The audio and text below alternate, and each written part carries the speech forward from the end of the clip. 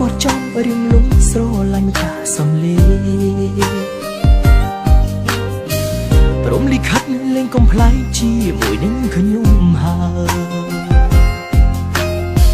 ស្នេហាមួយនេះគ្មានផ្លូវទៅរួចឡើយព្រោះតាមត្រា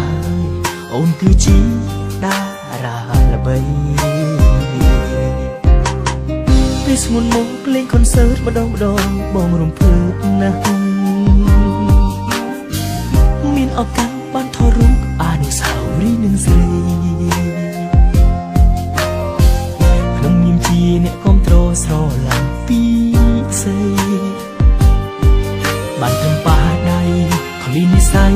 បានជាគូស្នេហ៍លួចស្រឡាញ់សក់ពីស្រី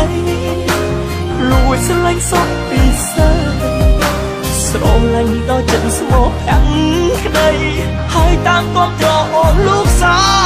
យលួចស្រឡាញ់សក់ពីស្រី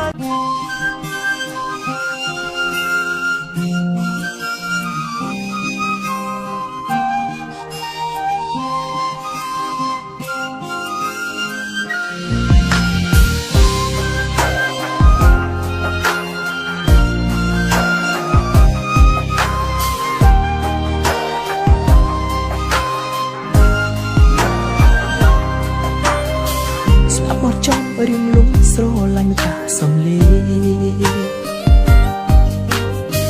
ព្រមលិខិតលេងកំ ប្លែកជាមួយនឹងខ្ញុំហើយស្នេហាមួយនេះគ្មានផ្លូវទៅរួចឡើយព្រោះតាមត្រាអូនគឺជាតារាល្បីពេលស្ងួនមកលេងកុនសឺតម្ដងបងរំភើបណាស់